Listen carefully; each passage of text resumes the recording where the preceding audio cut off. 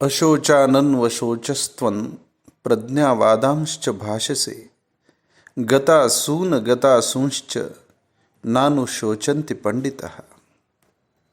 कृष्ण कहते हैं, हे अर्जुन, जिनके लिए शोक करना उचित नहीं उनके लिए तू शोकमग्न हो रहा है और बातें तो पंडितों जैसी कर रहा है। जबकि जिनके प्राण गए हैं उनके लिए और जिनके प्राण नहीं गए उनके लिए भी पंडित जन कभी शोक मग्न नहीं होते। कृष्ण के इस वचन को एक पार्श्वभूमि है। अर्जुन ने अपना गांडीव धनुष नीचे रख दिया है और वह कृष्ण को कह रहा है कि युद्ध मुझे उचित नहीं लगता। भीष्म और द्रोण जैसे महानुभावों को मारकर उनके रक्त से सने हुए विजय से प्राप्त भोगों को क्या भोगना उचित है? क्या वह धर्म संगत है? ऐसी तरह तरह की बातें उठा रहा है। एक तरफ वो कह रहा है कि मैं मोह में हूं, मेरा मार्गदर्शन करें, और दूसरी तरफ खुद शास्त्र की दुहाई दे रहा है कि कैसे युद्ध करना अनुचित है। तो इसकी द्वंद्व भरी स्थिति को देखकर कृष्ण इस वचन को कहते हैं। कृष्ण का यह वचन पढ़त मूर्खों के ज्ञान पर बहुत बड़ा प्रहार है। जो लोग शास्त्रों के वचनों को तो जानते हैं पर उसके अनुसार जीना नहीं जानते, वह दाम्भिक है। ऊपर से दिखने में तो वह पंडित है, उनकी वाणी भी पंडितों जैसी है, लेकिन वह बड़े अनुभवहीन है।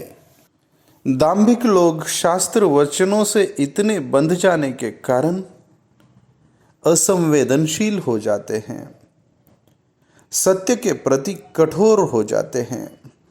वह ऐसा समझते हैं कि शास्त्र कंठस्थ कर लिए तो सत्य को पकड़ लिया, जबकि शास्त्र प्रतिपल पुराने हो रहे हैं और सत्य प्रतिक्षण नवीन है। सत्य एक प्रवाह है, जो पिछले क्षण जो था वह अभी नहीं है, और शास्त्र तो एक ही बात को रटते जाने की व्यवस्था है। शास्त्र और सत्य का मेल बिठाना कठिन है, और जो दंभ से भरे हैं, पाखंड से भरे हैं, उनके लिए तो असंभव ही है। दंभ ही अज्ञान है, क्योंकि जो शास्त्र नहीं जानते कम से कम खुद को अज्ञानी तो महसूस करते हैं। दाम्भिक शास्त्र कंठस्थ होने के कारण खुद को बड़ा ज्ञानी समझता है, इसलिए वह अपने में सुधार की आवश्यकता नहीं समझता। अज्ञानी व्यक्ति मुक्ति के पथ पर चलने की आवश्यकता महसूस करता है, इसलिए उसकी यात्रा शुरू हो सकती है। लेकिन दाम्भिक की यात्रा एक तरह से रुक जाती है, क्योंकि वह खुद को ज्ञानी मान बैठा है, भ्रम में जी रहा है। अर्जुन यहाँ ज्ञान की बातें तो कर रहा है, लेकिन यह तो स्पष्ट है कि वह खुद विमनस्क स्थिति में है, मोह में है। और ज्ञान के होते हुए मोह कैसा? उसका चित्त कंप रहा है। ज्ञान की बातों का कोई भी असर उसके जीवन पर नहीं दिख रहा है। इसका मतलब वह शास्त्र तो जानता है, लेकिन शास्त्र को जीवन में उतारना नहीं सीखा। इसलिए अर्जुन यहाँ दाम्भिकता का प्रतिनिधि है। कृष्ण कहते हैं, ज्ञानी जन तो जो देह में है उनके लिए और जिनके देह छूट गए हैं उनके लिए, दोनों के लिए भी शोक नहीं करते हैं। और एक तू है कि शोक से जल रहा है और बातें तो बड़ी ज्ञानियों जैसी कर रहा है। तेरी कहनी और करनी में बड़ा अंतर है। दूसरी बात, अर्जुन शास्त्र किसको सिखा रहा है और आखिर शास्त्र है क्या? शास्त्र तो महापुरुषों की वाणी होते हैं जो भगवत्ता को उपलब्ध हो जाते हैं। उनके देह छोड़ने के बाद भी सही मार्गदर्शन मिलता रहे, इसलिए शास्त्र बनाए जाते हैं। कोई भी बुद्ध पुरुष शास्त्र लिखता नहीं, वो शास्त्र को जीता है। उसका जीना ही शास्त्र बन जाता है। लेकिन उनके बाद में उनके अनुयायी मिलकर उनकी वाणी को सुरक्षित रखने की कोशिश करते हैं और वही शास्त्र है। लेकिन शास्त्रों की जरूरत तो तब है जब शास्त्री उपलब्ध ना हो। यहां तो प्रत्यक्ष भगवान अर्जुन के सामने खड़े हैं। उनका प्रत्येक वचन ही जीवंत शास्त्र है और उनके सामने वह बांसी शास्त्रों के संदर्भों को दोहरा रहा है। इसका मतलब है कि कृष्ण को अभी वह पूरी तरह से जानता ही नहीं।